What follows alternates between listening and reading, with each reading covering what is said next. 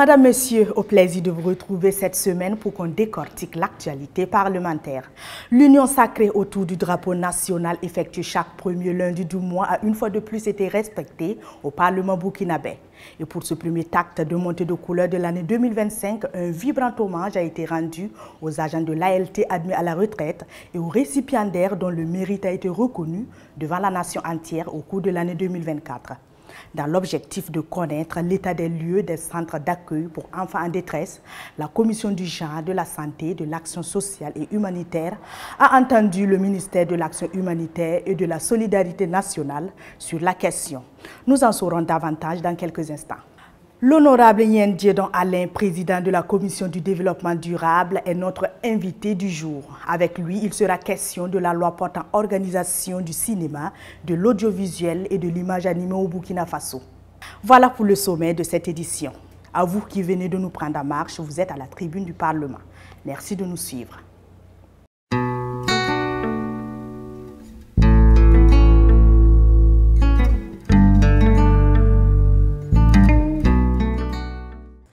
À l'instar des ministères et institutions du pays, l'Assemblée législative de transition a organisé sa traditionnelle cérémonie de montée des couleurs nationales de l'année 2025 le lundi 6 janvier. Un moment solennel marqué par la célébration des valeurs patriotiques et d'hommage aux agents admis à la retraite et aux récipiendaires de distinctions honorifiques de l'institution parlementaire au cours de l'année 2024. Retour sur cette cérémonie présidée par le chef du Parlement, le Dr Ousmane Bougouma, dans ce reportage signé Idrissa Warga et Axel Nicole Yaro. À l'Assemblée législative de transition, la première montée des couleurs de l'année 2025 s'est déroulée dans une ambiance solennelle. Députés, conseillers, personnel administratif et agents de sécurité se sont réunis pour entonner le ditanien, l'hymne national, symbole de leur attachement aux valeurs de la nation. Cette journée a également été marquée par un hommage aux agents admis à la retraite en 2024 et la célébration des récipiendaires de distinctions honorifiques, saluant leur dévouement et leur engagement au service de l'institution parlementaire. À cette période de renouveau donc, je souhaite à toutes et à tous une année lumineuse, remplie de belles surprises et d'engagement pour mes collègues députés et le personnel de l'administration, afin que chacun de nous puisse toujours contribuer à la vision, légiférer autrement. Je voudrais sur un deuxième tableau m'adresser aux agents admis à faire valoir leur droit à la retraite. Vous avez fait la fierté de cette maison du Parlement. Vous avez tout donné et sacrifié pour qu'elle fonctionne et garde son prestige. Le moment est venu de vous reposer un peu. Et c'est tout autant mérité. Un moment fort, empreint de gratitude envers celles et ceux qui ont marqué le Parlement par leur contribution. De connaître quand même les mérites des gens et leur donner une attestation de retraite, je pense que c'est une première. Il faut remercier le président de l'Assemblée pour ça. La médaille que vous avez sur votre poitrine, c'est l'ensemble du pays qui vous l'avait offerte. Donc par conséquent, je rends grâce à Dieu et je suis reconnaissant envers ce peuple burkinabé qui aujourd'hui se trouve dans une situation de reconquête de territoire. À travers cette cérémonie pleine de symboles, l'Assemblée législative de transition réaffirme son attachement aux valeurs patriotiques tout en honorant ceux qui incarnent l'excellence et le dévouement. La Commission du genre, de la santé, de l'action sociale et humanitaire a auditionné le mardi 14 janvier 2025 le ministère de l'action humanitaire et de la solidarité nationale. L'objectif de cette audition était de faire un état des lieux des centres d'accueil pour enfants en détresse.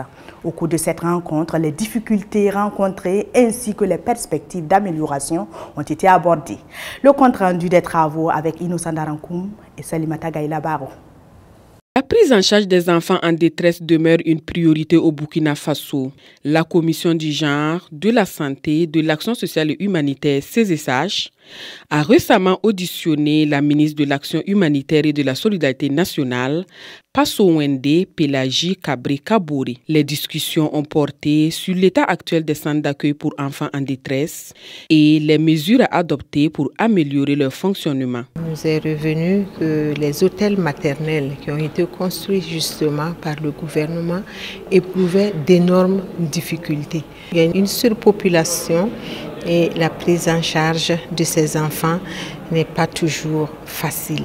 Donc il s'est agi pour nous de demander à Madame la ministre de faire l'état des lieux des 2 hôtels maternels qui ont été construits par le gouvernement du Burkina et de nous faire part également des perspectives de son département pour ce qui concerne la prise en charge des enfants.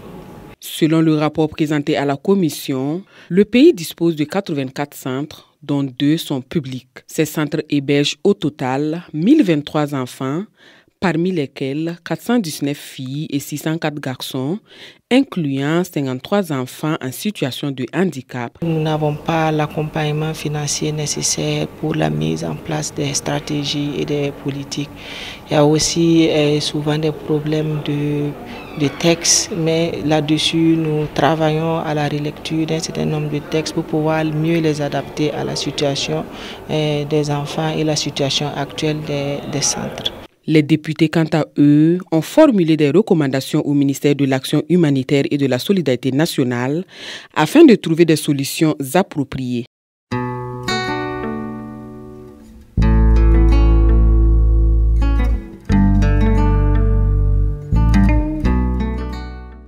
L'interview express de ce numéro reçoit pour vous l'honorable Yen Diedon Alain, président de la Commission du développement durable.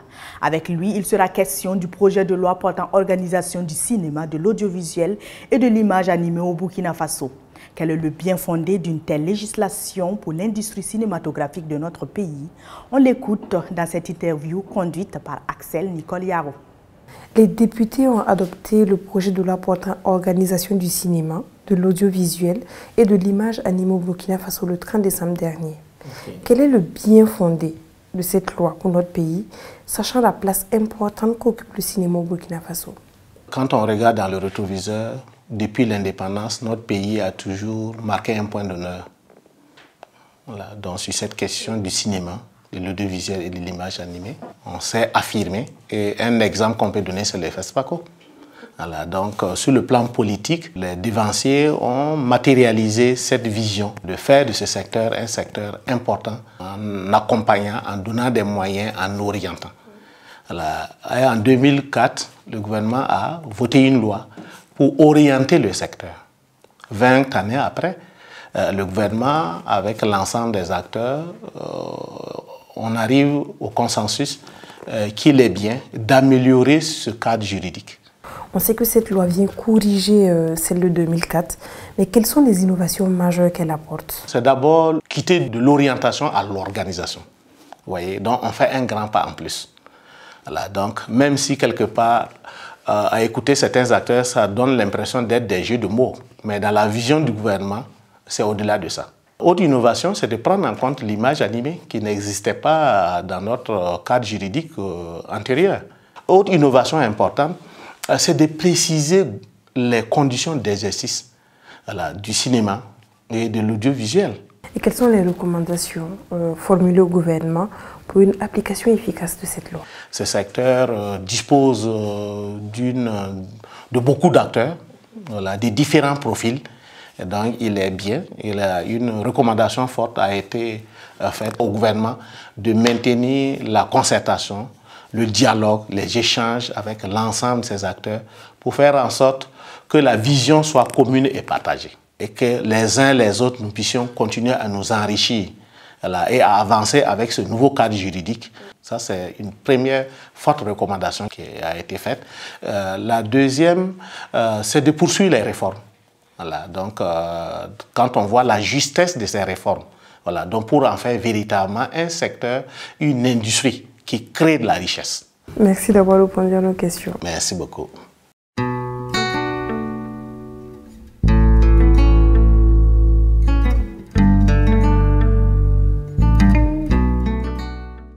Cette semaine, le vocable parlementaire s'intéresse à l'un des rôles régaliens du député. le contrôle de l'action du gouvernement.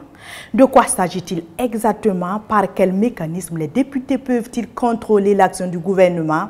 En quoi consiste le contrôle politique?